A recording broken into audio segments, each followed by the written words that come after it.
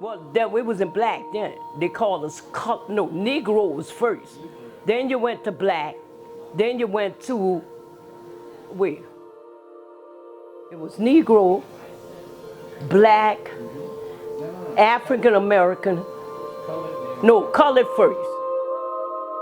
Colored people. Then you went to black, and then you went to the people African American. They call us so many names, huh? Through the years, that's terrible to call people what they want to call you. We have some French in us. We have some, what they call that, French, Indian. And that's how Creoles came around.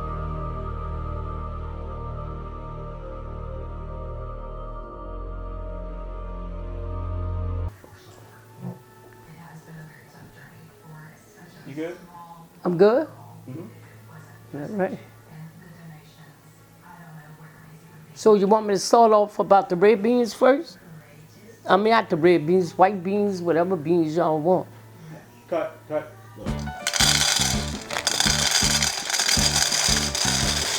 You take them out the pack and put them in a pot. And you look for any rocks. That's what I do. I learned that from my mama. You chop up your onion,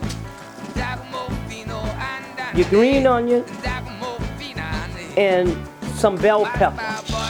You see, you don't see no rocks or anything in it. You take and wash your beans real good.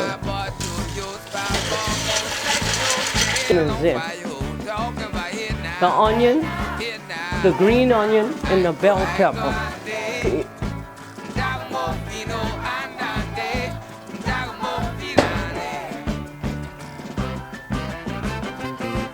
Okay, I put my thyme, your bay leaf, Creole. Like you're doing an ad. Creole season. Put all your smoked sausage in. It's so easy to make red beans. A baby could do that. Creoles came by really white guys. Back in the old days, they would go with, white men used to go with Creole women, and they made children together. And the children came out looking white. And that's how Creoles really came about. It was from the African slaves, really.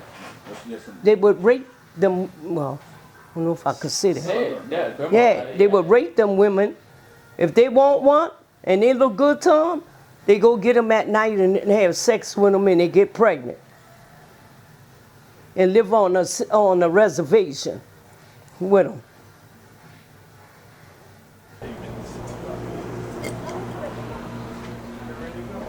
No, I gotta go run a best buy.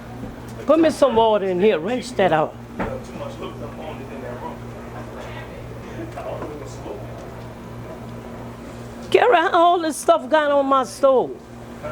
So the beans almost done? No, indeed. What the hell you doing? Beans ain't done yet.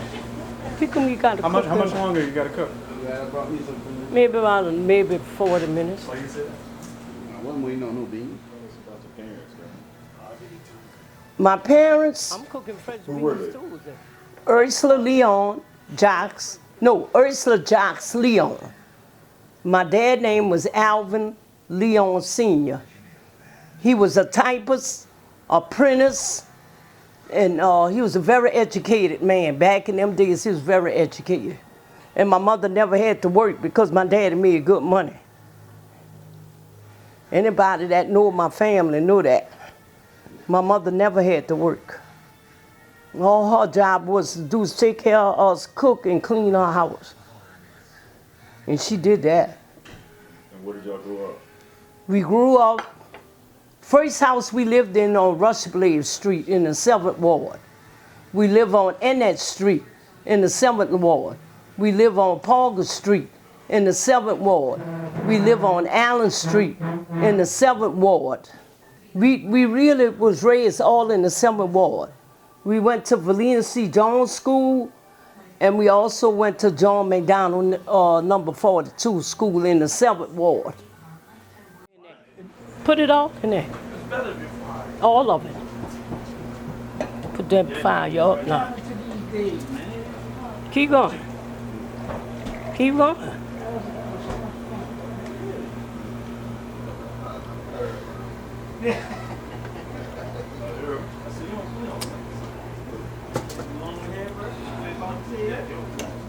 Save all that. Because the 7th Ward is known as like an area for Creole people. Yeah, it's Creoles, all Creoles. Yeah. So long time ago, not now. Yeah. When, like in the 50s and 60s,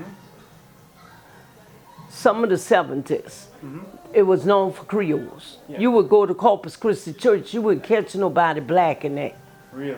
No. And y'all lived in the 7th Ward. We lived in the 7th Ward. And y'all were considered 7th Ward Creoles at Right. the time. Yes. Yes. And do you feel like people treated you better as a result? Or was it like, you know? I don't think they treated us better Yeah. because they didn't know what you was. Yeah. 'Cause I used to sit on my hair when I was young. And my hair was so long, they never knew what I was. Yeah. Never did. Yeah. They really didn't. Back in the days, they didn't know what I was. Yeah. They used to call us little Indian children when we was coming up. Yeah. Because all my mama children, girls, had long hair. Yeah. And they had that color to them, you know. Yeah. And they looked like Indians. Yeah. And that's why we was disliked when we went in the 9th Ward. Because then- your color and your hair. So, I mean, you feel like, you know, at the time you were growing up, you know, you feel like, I think you grew up in a very interesting time and place. Yeah. Because you grew up in a space where, obviously, white people didn't like you, right? Because you had so much racism at the time. Right. But then, at the same time... But they had some nice white people. Some white people Yeah. didn't like us, and they had some that did. Yeah, yeah. You knew you had to go on the bus and put them, what they call them things, you put up, well, everything was segregated on the bus. Yeah. When you rode the bus, you had to put black in front of you Oh, wow. or white. Yeah. What they call them things? I can't get the word for it. And anyway, my mother never did do that. My mom never did put black or white in front of her. Wow. She never did. Did she ever get in trouble because of it? No, or- she never got in trouble. I thought she would be another Rosa Parks, but no. Because she did, my mama is mixed. Yeah. If you ever saw your grandmother, you know she didn't look black.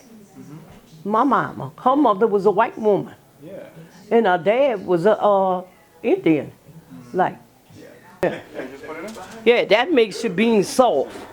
And it cooks the beans more better. But you gotta do it when it's cold? Huh? You gotta do- No, you let it cook a while. That's gonna break up your beans and let them cook soft, like creamy. You want them creamy. So you put the butter in it. A long time ago, they used to put lard in it and crackling. I don't use that. They would fry like pieces of ham and fry them like crackling. You ever taste crackling? Yeah. Well, they would take the crackling and the oil from the crackling and put it in the beans to soften it. But I use butter, because I play it out. They don't do that no more. Because I have nowhere to put them. Well, I'm going to tell you like this. When you was a Creole pretty girl, white men will treat you better than the black girl.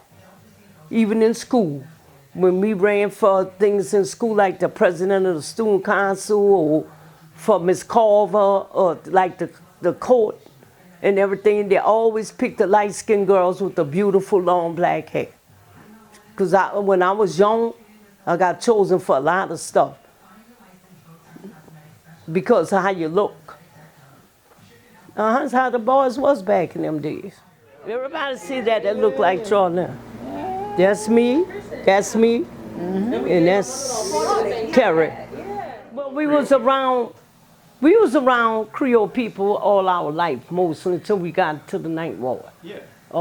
In which when we went in the 9th Ward, there were Creole people living in the 9th Ward. The Creoles broke up about in the late 60s, I say. Why do you think that happened? Because things start changing. He has sounded forth the trumpet that shall never come. call retreat. He is sifting out the hearts of men before his judgment seat. Oh, be swift, my soul, to answer him. Be jubilant, my feet. Our God is marching on. Glory, hallelujah. A shot was fired from across the street. In the friend's words, the bullet exploded in his face. Police, who have been keeping a close watch over the Nobel Peace Prize. So you felt like a shift after Yeah. Martin Luther King passed? Yeah. That man was for righteousness. He wasn't for all that. Had the fire pit out. That's Derek right there. Chilling. Look at Daddy. Fire pit. That's who you look like. Yeah, that's how it Mm-hmm. It's Tony, Yeah, that's how it looks. Time, Papa. Yeah. Tight up. That's when my brother died. And it keep you warm too. You know, what's one of the biggest highlights of your life? You know, looking back on a long life. Having my 5 children.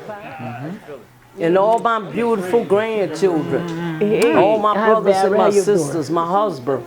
Everybody. I just love my family. It's nothing like family. And that's my highlights. My family. Y'all all I have. Yeah. I don't have nobody else. You know? Y'all all I have. What else you want to know?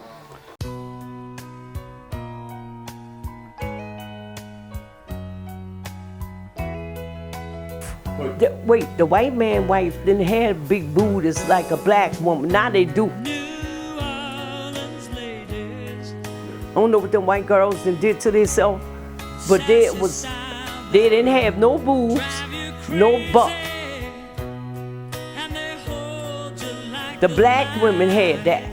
And that's why the white man went after them, the slaves. And that's how we got integrated like that, as Creoles. From the white man. He jumped the fence. And what message would you give your grandchildren, your Well, future my great-grandchildren? grandchildren, the message I would leave to them is to love one another. Stay close and be kind to each other. You might not see everybody every day or talk to them or anything, but the love is there.